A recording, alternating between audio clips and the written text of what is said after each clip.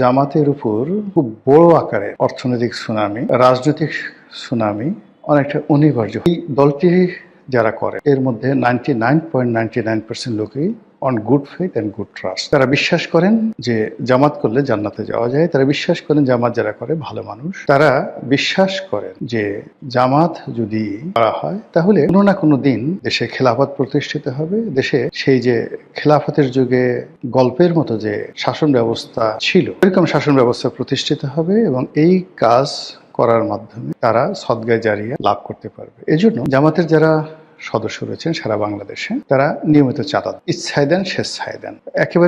যারা একেবারে ছাত্র শিবিরের যারা সাধারণ কর্মী তারাও কিন্তু একটা নির্দিষ্ট পরিমাণ চাঁদা দিয়ে থাকে। অন্যদিকে জামাতের যারা রোকন রয়েছেন তাদের সংখ্যা কত আমি জানি না।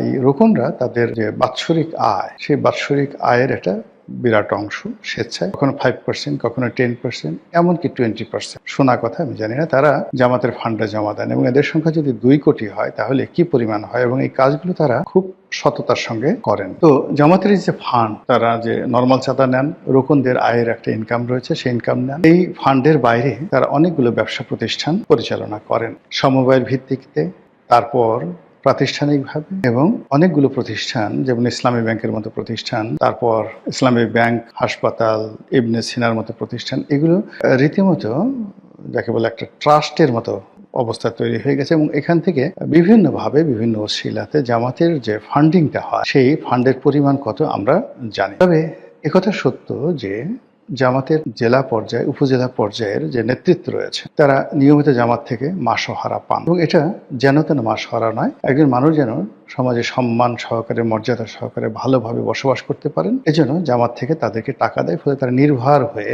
জামাতের আমির হয়ে দিনের পর দিন রাজনীতি করছেন, কোনো ভবিষ্যৎ নাই, তারপরও তারা দলের জন্য ছুটোছুটি করছেন, জেলে যাচ্ছেন, জেল থেকে বেরোচ্ছেন। আর এই সকল করার জন্য জামাতেরও নির্দিষ্ট ফান্ডিং রয়েছে, এবং এই ফান্ড করে করে তারা শুধুমাত্র বাংলাদেশ নয়, দক্ষিণ পূর্ব এশিয়া নয়, পৃথিবীর যে কয়টি ক্যাডার ভিত্তিক সংগঠন রয়েছে সেই ক্যাডার ভিত্তিক সংগঠনের মধ্যে অন্যতম শক্তিশালী একটি সংগঠন জামাত। আওয়ামী লীগ চেষ্টা করেছিল এই সংগঠনটিকে ভেঙে চুরে চুরমার করে দেওয়ার জন্য। তারা জামাতের যারা শীর্ষ নেতৃত্ব রয়েছে তাদেরকে ফাঁসিতে ঝুলিয়েছিল, তাদের শিল্প প্রতিষ্ঠান, কলকারখানা তছনছ করে দিয়েছিল, ইসলামী ব্যাংক তারা দখল করেছিল এসালামের মাধ্যমে, ইত্যাদি আরো অনেক কিছু। কিন্তু কার্যত এর কোনো ফলাফল হয় বরং বুমেরাং হয়েছে। জামাতের যে শীর্ষ নেতৃত্ব যারা ছিলেন, যাদের প্রজ্ঞা ছিল, মেধা ছিল, রাজনৈতিক গুণাবলী ছিল, এবং যাদের সঙ্গে নেগোসিয়েশন করা যেত, তাদের অবর্তমানে যারা আসছে তারা বেশিরভাগ ক্ষেত্রে অনভিজ্ঞ, বেশিরভাগ ক্ষেত্রে উগ্র এবং মোনাফিকি চরিত্রের অধিকারী রয়েছে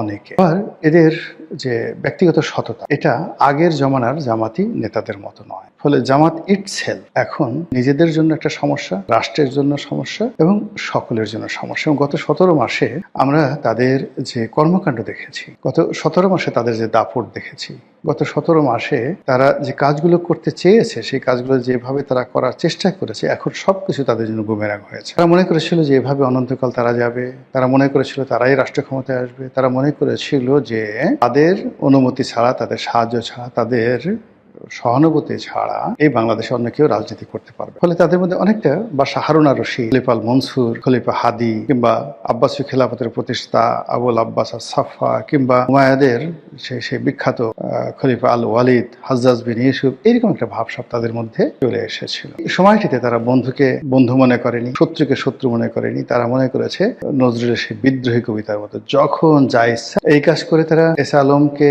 বাংলাদেশ ব্যাংক থেকে 1 মিনিটের মধ্যে বের করে দিয়েছে, মানে ইসলামী ব্যাংক থেকে বের করে দিয়েছে। এসা আলমের মালিকানাধীন অন্যান্য ব্যাংকগুলো তারা নিয়ে নিয়েছে, এবং তারা সারা বাংলাদেশে এরকম একটা হাইপ তৈরি করে ফেলেছে যে হাইপের ফলে ব্যবসায়ীরা, আমলারা, কামলারা মনে করছে জামাতি ক্ষমতায় আসবে। এজন্য জামাতের আমির, জামাতের নায়েবে আমির, জামাতের সেক্রেটারি থেকে শুরু করে সবার পিছনে আমাদের দেশের ভীরু বাঙালি বলে খ্যাত যারা আছে তারা পাচাটার জন্য, রীতিমতো লেজুর বৃত্তি করার জন্য, লেজ নাড়ানোর জন্য চু চু চু চু করে ঘোরাফেরা করেছে। যাই হোক, সময়ের বিবর্তনে জামাতের plan A, B, C fail.